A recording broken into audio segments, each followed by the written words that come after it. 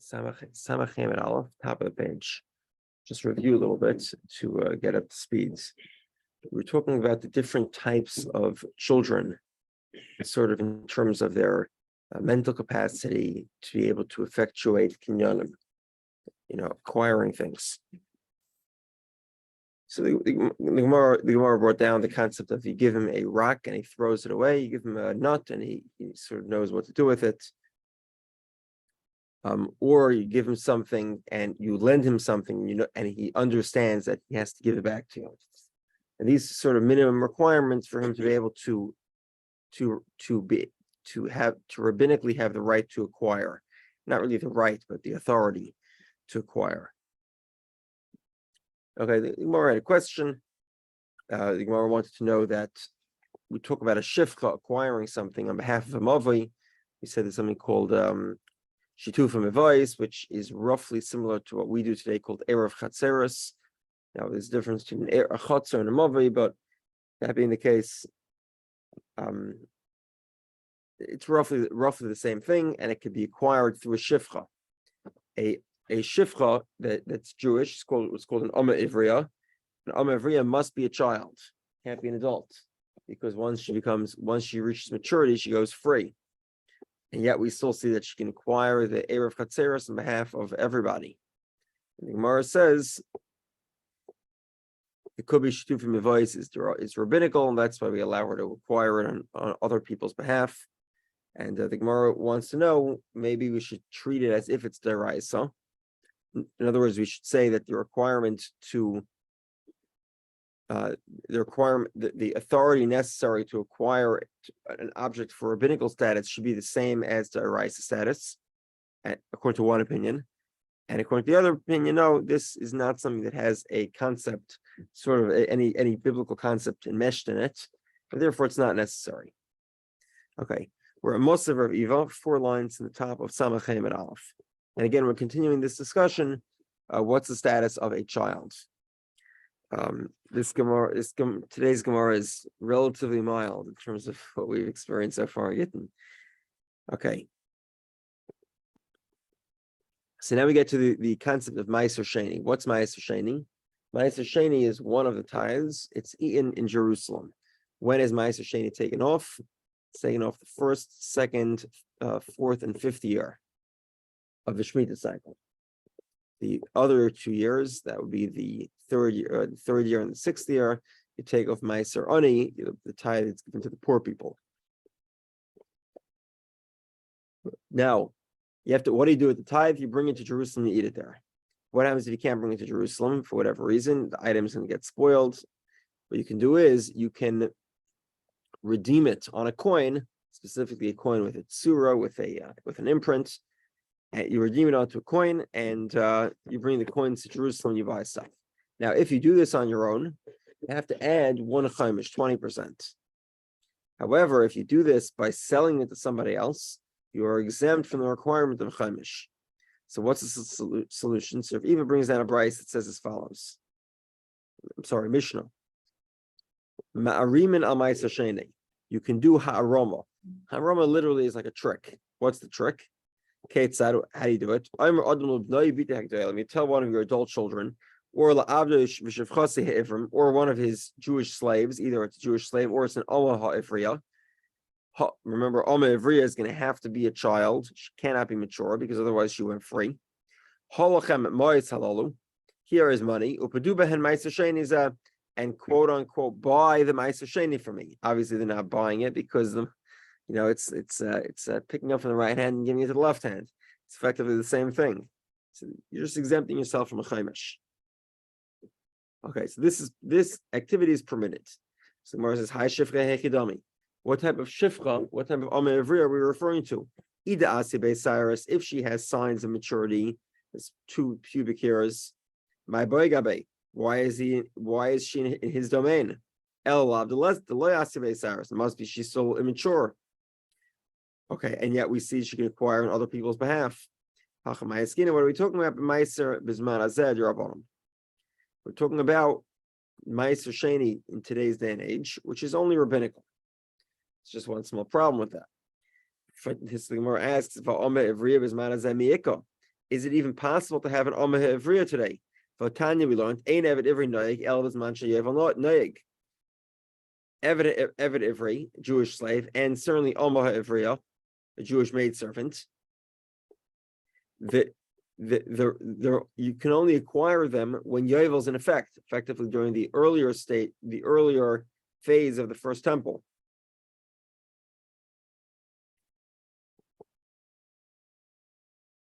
Therefore, if we're talking about Ma'aser Sheni today, which is only rabbinical, certainly there is no slavery today. So the Gemara says no. Obviously, we would have to be talking about a time such as that in the earlier part of the first temple, where there was Yovel, and therefore it was possible to have an Omeh Ivriya or an Eved Ivri. We're talking about a flower pot that doesn't have a hole, because it doesn't have a hole in it. Therefore, it's considered the requirement to take of Ma'aser Sheni is only rabbinical. Okay. Rava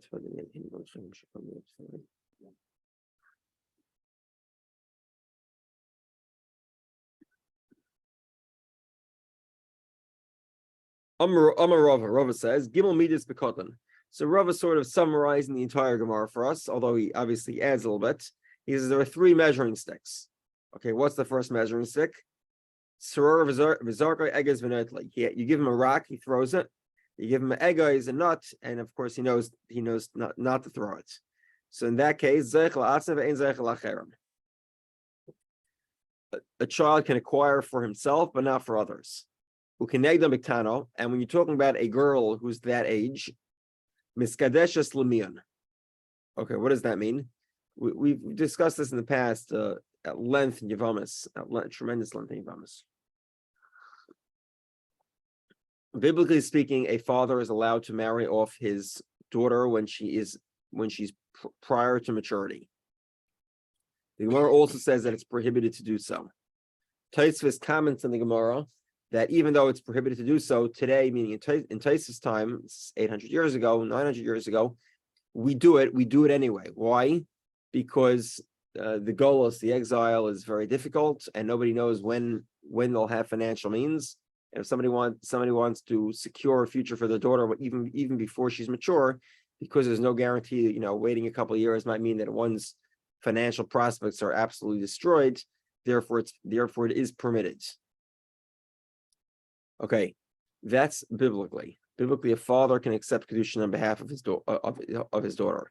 Rabbinically, if the father is dead, the mother or brother can accept kedushin on her behalf as well. This gives a rabbinical marriage, and she, when she turns mature, is able to reject the marriage without a divorce. That process is called miyun.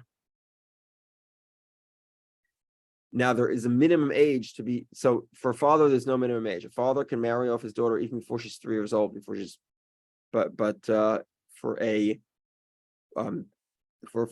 mother or a brother, there was a minimum age, and that minimum age is the same age as Tzvara V'Zarka Egez V'Nightly. Some amount of intelligence that they know that if you give them, they give them a nut, they keep it. If you give them a rock, they throw it away. Okay.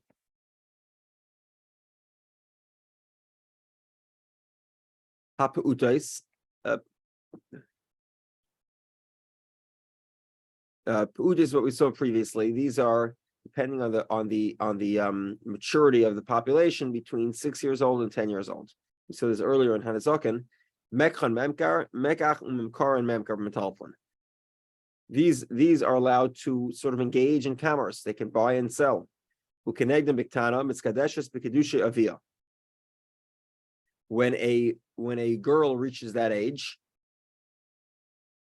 if her father had married her off, then her father can accept a divorce on her behalf. As we mentioned previously, the exception to being able to divorce a woman is when she's mishacha v'chayzeres. She's divorced, but then she comes back to the same house. She doesn't understand what it means to be divorced.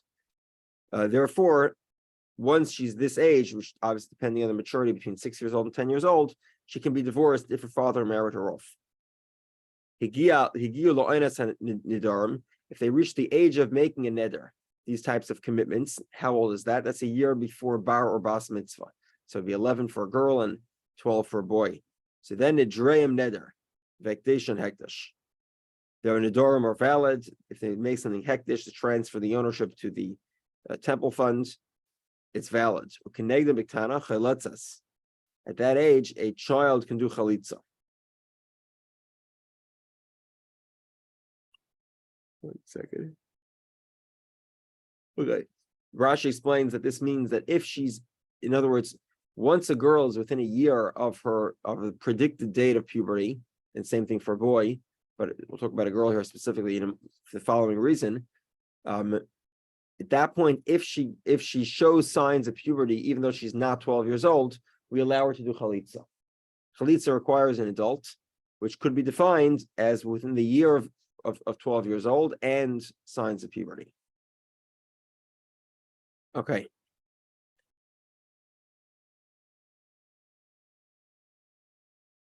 Okay, and one final category, which obviously does not relate to a child anymore. If you have an orphan who wants to be able to sell off the assets of his inheritance, he has to be 20 years old. Okay. Tana Sha'amra Hiskabali Gittin. A child that says, a child that appoints a shliach to receive her divorce, ain't a get. It's not a divorce until the get gets to her hands. Why? As he pointed out, only an adult could appoint a shliach. A child can't appoint a shliach. If he wants to change his mind, he may. A child can't make a shliach. If the father appoints a shliach l'kabbalah, then the husband cannot change his mind. Once the shliach l'kabbalah gets it, divorce is executed. Okay, this point here is going to be critical for the next gemara, the next few gemaras. So, okay, where are we? Somebody says, "Give this divorce to my wife." The more complaining in this specific place. Okay. So you told him to give the divorce in Salem, and then you gave a divorce in Portland. Then posel, the divorce is invalid. Let's say you tell her harehi b'ma complaining. She is in Salem. You gave it to her in Portland. Kosher, then it's kosher. Why is this? This is called mara mokum hulai. What does mara mokum mean? You sort of, I don't know, you gave her an address. Does giving her an address mean giving the messenger or her? Could be a him or her. You give the messenger an address. Does that mean that you are insisting that the divorce be given at the address? No. The address is, what you plug into the GPS to give you navigation. You want to know where to find her? You go here. It's not a requirement of where you give it. And that's the story of the shliach lahalacha. Now let's understand shliach l'kabbalah. The woman appoints a shliach, but she says, "I want you to receive the divorce, the makam plani in Salem.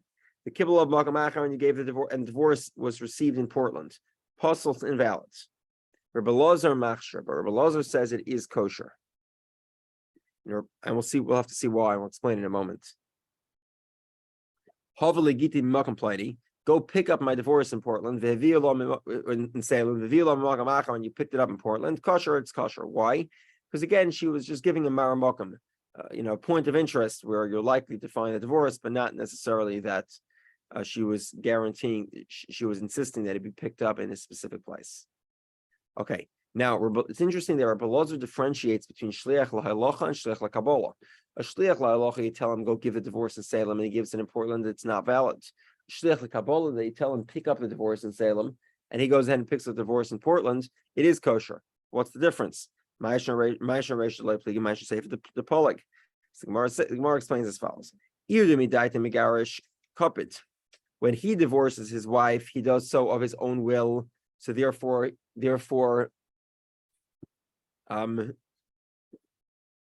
spacing out here. Okay, so because he has the husband obviously is the protagonist of any divorce. Not necessarily the divorce is his fault or isn't, but but he is the one who has to give the divorce. So therefore, his insistence is taken much more seriously. She only receives the divorce. She can't get a divorce against the will of the husband. So therefore, when she gives instruction for shliach, she never means that it should be taken too seriously. So the medaita megarish kapid, he insists that the divorce be followed, the instructions be followed to the T. Either bakarch miskareshes, she that must receive the divorce whether she likes it or not. She's only giving an address just to be helpful. Okay, we're at the Mishnah on at Samachem and Aleph, bottom last Mishnah. Page number in English for those who 65A. 65A. 65A. Havali Gittin, echelas betruma ad shegia get liyoda.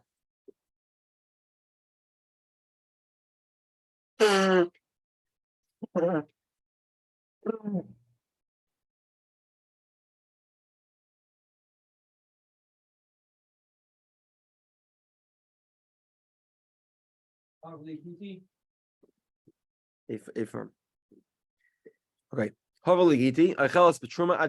Okay, so now we get into another question. We spoke about this very much at length in Yavamis, and also in Ksubis, and a little bit in Gittin as well. So a Yisrael woman is married to a Kohen. She eats truma as long as they're married. Now the question the Gemara says, what happens if we know there's divorce going on? How do we know there's divorce? Well, either the husband appointed a shliach la'alacha, or the woman appointed shliach la'kabbalah. We know they're about to get divorced. Can she still be eating truma? Says the Mishnah. The woman says to a person, I'd like you to bring me my divorce. Now remember, a woman cannot appoint a shliach la'alacha. When a woman says to a man or a woman, or anyone for that matter, go bring me a divorce, that's just sort of a request for a favor. There is no halachic significance to that. And therefore, she can eat truma until she actually receives the document in her hands. Let's say she appoints a shliach l'kabbalah, hiskaba l'giti, receive the divorce on my behalf. Asur lecha b'truma miyad. Immediately she can no longer eat truma. Why not? Because the divorce has to be received. And as soon as the divorce is received by the messenger, then the woman is the separation of divorce has been executed. It's been realized, and she no longer has the ability to eat truma, and we don't know when that's going to happen. So immediately she can no longer eat truma.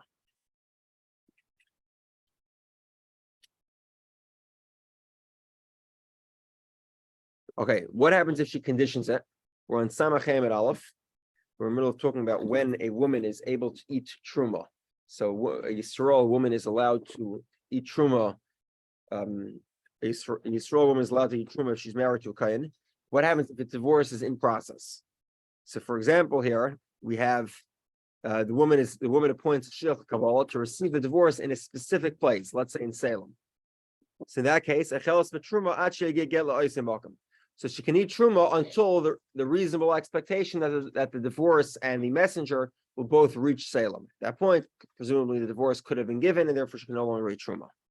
Rabbi Lazar prohibits immediately. Now, obviously, Rabbi Lazar here is l'shitosai. What does that mean? Rabbi Lazar previously said that when a woman appoints a shliach l'kabbalah, the location she insists on is not actually an insistence. All she means to say is an address. So therefore, there's no such thing as telling a shliach, well, I want you to receive it in Salem, because he could receive it in Portland. He doesn't have to travel to Salem. And therefore, as soon as the messenger walks out the door, there's concern that maybe he already received the divorce. If the shliach kabbalah receives the divorce is validated immediately. Like we saw yesterday, if there was a point in time where they'd actually have to rip up the documents because they were concerned of religious persecution.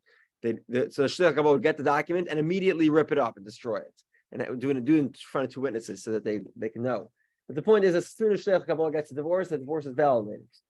Now, according to Rabbi Lazar, even if she specifies a location, the insistence on location is not binding. The shliach can receive it anywhere, and therefore you don't have to wait. There's no point of a waiting period. As soon as the shliach walks out the door, perhaps he gave a divorce, and therefore she can no longer eat truma. Okay, The Gemara says, "V'gita miyahava."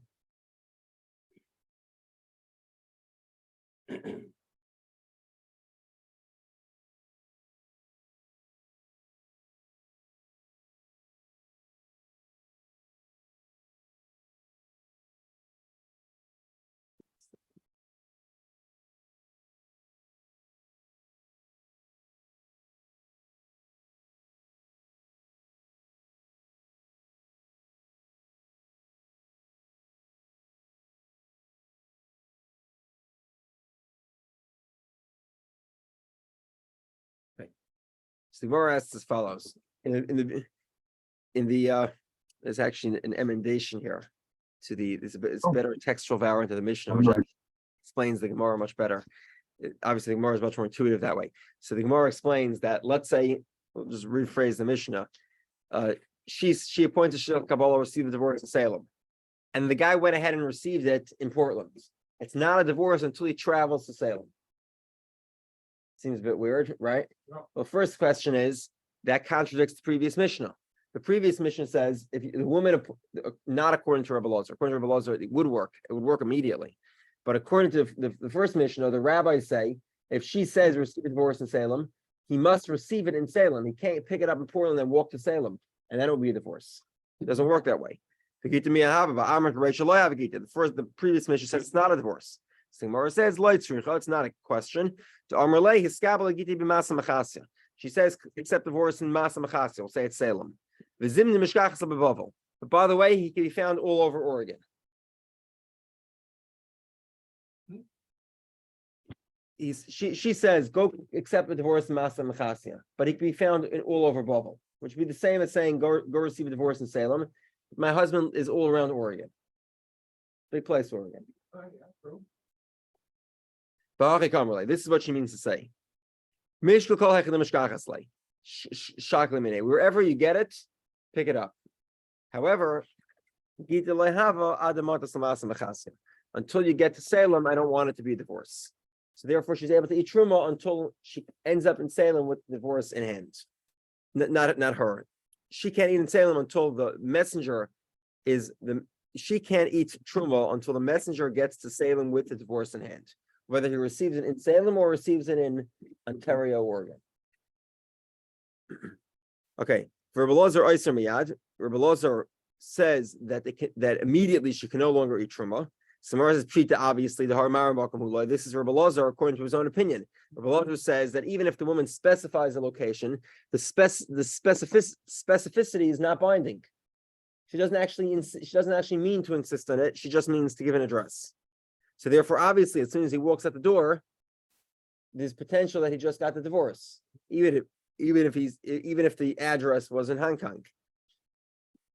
So the Gemara says, it's not difficult to Amrle Zil Lemizrach, the Isa Mizrach. She gives the messenger an address, go to LA. And he starts driving down the I-5. Okay? And guess what? 5 minutes later, she hears a thing. Her husband is coming I-5 northbound. He's on the I-5, but he's in Seattle. He's coming down to Portland. So obviously here, right? They basically one went this way and the other one's coming from the other direction. They're not going to meet up with each other. So maybe she could be able to eat truma because she knows this guy is going in the wrong direction anyway. Because we know he's going in the wrong direction. She should be able to eat truma immediately. Kamash Malan, maybe they'll meet each other. Maybe they'll meet each other in some business meeting that the husband had in Medford. They'll meet each other in Medford or something like that. There's no reason. It could be they'll bump into each other, and therefore immediately she can no longer eat truma. You have the Yavla Gita, so therefore they can't eat truma until immediately, because the potential is there for the messenger to receive the divorce. Okay. Borrow the article for a second.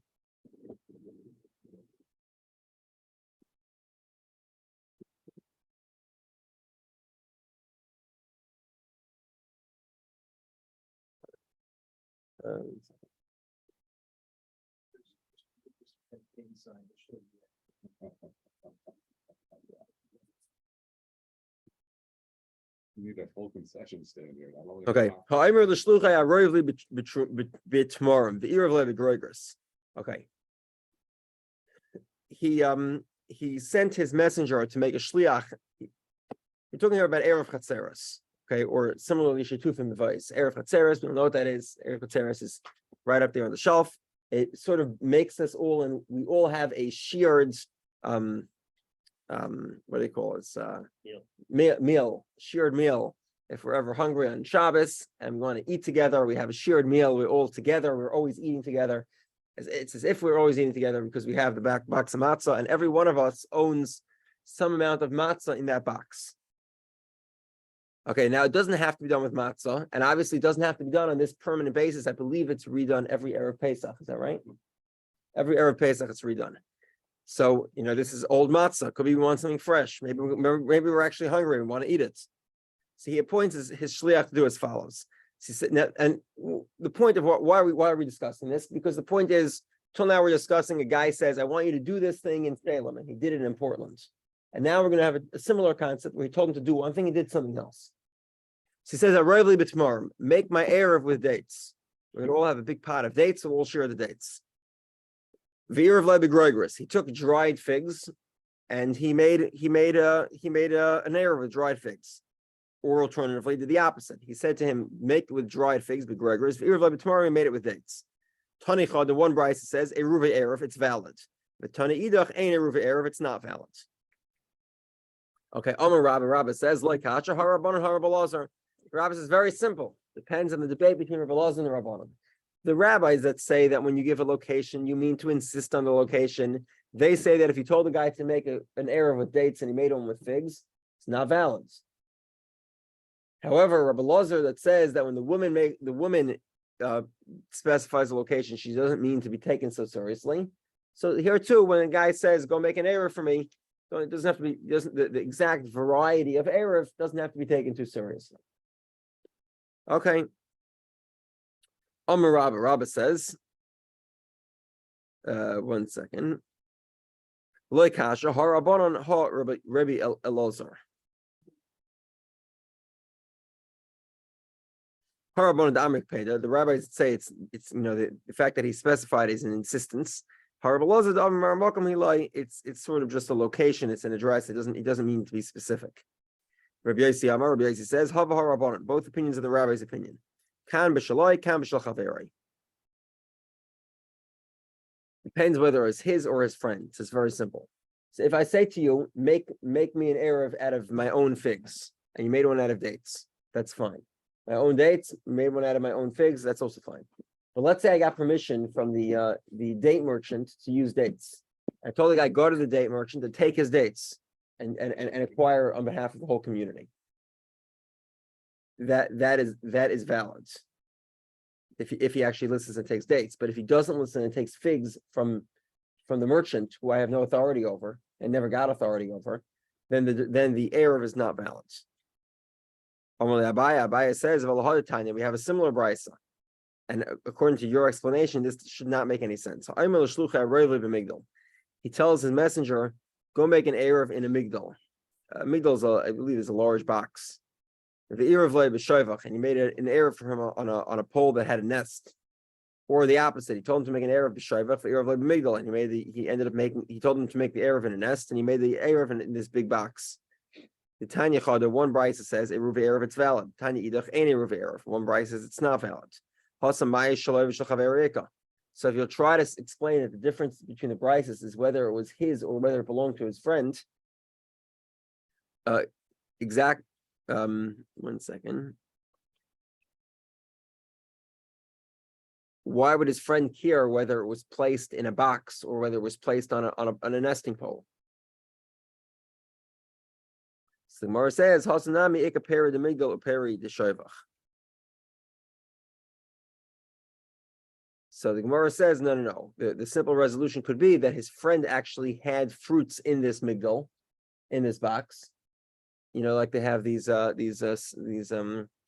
a farmer's market in a box, and it's like put the money in the can. So something like that. His friend had a big box. He had fruit in the box.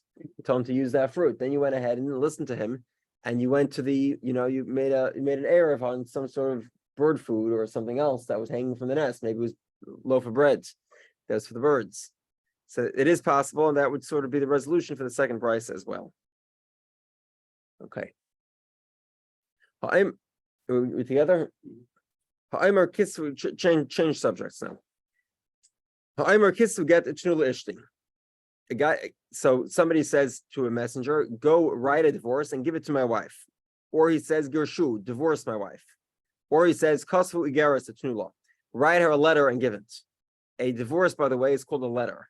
In the divorce document itself, if you read the text of the divorce, it says it should be an Igaris, a letter. So this is a reference to divorce. Okay. Then they should write it and they should give it. Petru, which will since he means sort of exempt her. Parnasu, support her. Asula kanimus, do the rule with her. Asula karoi, do like what she deserves. Le'amar klum, these statements are not valid appointments of a shliach, because it's not clear. It could be that the context is pretty obvious that he means a divorce, but it could also mean many other things. Maybe do her the rule means give her a traffic ticket, right? Or maybe give her some money that she deserves or something like that. And therefore, it's not a valid appointment of a shliach. Torah Rabbanon, shalchu, send her. Shafku, let her be alone. Tarchu, this is an Aramaic word for also let her be alone. Hare, and again, it's called a sefer truchen. Hare elu yichtav v'yitnu. These are statements of divorce, and therefore they can write it and give the divorce. Parnasu, support her. Asula kanimus, follow the rule with her. Asula karoi, do something that's appropriate for her. Lo yamar klum, these are not valid statements. Tanya, we learned Rabbi Nosson Aimer, patruhu dvarav kayamin. Pitru lo yamar klum. There's a difference between patru and pitru. Give me a second. Okay. A divorce is sometimes called a get paturin, sort of a document of exemption. It exempts her from the marriage. And Rabbi Nosson says that pitruhu means an active sort of exempt her from our marriage. So it's a positive statement that you should engage positively to exempt her from our marriage, meaning to divorce her. But pitru means, one second.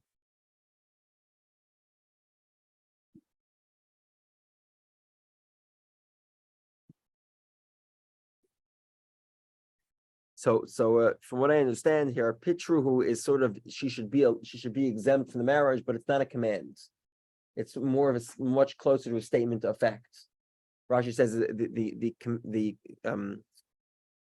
language is less of a it's less of a command. It's much more of a statement, and therefore it doesn't work. Lo amar klum. Amar Rava says Reb Nosson de Bavlo who daik ben petru lepatru. Tanadi don de Barat Yisrael who lo daik. Because Reb Nosson lived in Bavel, where they were much more, in command of language. I think the word for this is sesquipedalians. Therefore, they make these distinctions. But in Israel, where the Mishnah was written, Lodaik, they don't make these very nuanced splits in words. Okay, the Gemara is another whole list of questions here. Haitziu, take her out of the marriage. Mahu, what's the story? Azvuhu, positively abandon her, positively make her abandon to the marriage. Hitiru, permit her. Mahu, hanichu, let her be. Mahu, ha'ilula, it should work for her. Mahu, asula kados, do the rule for her. Mahu, shait miyachada, let's at least answer one. The Tanya, the Bryce says, asula kados, do the rule with her. Asula kanimus, which is a similar thing in Aramaic. Asula karoi, do what's appropriate for her. Le'amar klum, that is not valid. Okay, let's begin the next Mishnah. Initially, they said somebody who goes out to be somebody who's sort of, how do you say this? He's being carried out in chains. He's being moved to death row, basically. And you hear him say, "Kisvu gel ishti," write a divorce for my wife. The people that hear it should write the divorce and give it. He didn't say to give the divorce, by the way. All he said was to write it. But that's sufficient. Why? Because if a guy is being carried to death row, presumably he's so preoccupied with his fate that he didn't actually remember.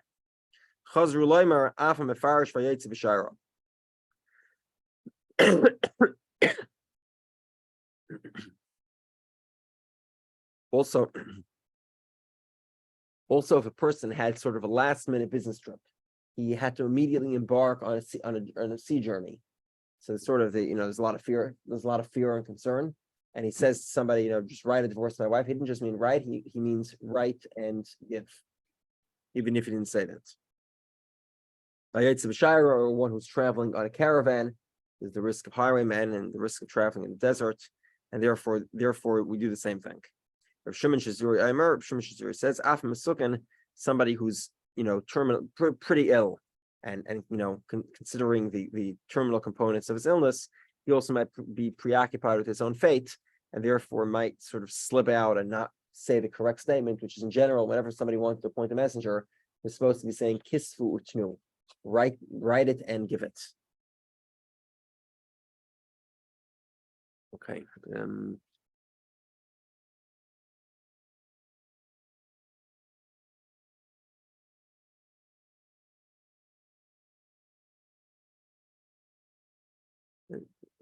Let's stop here. See you tomorrow. Have a good day.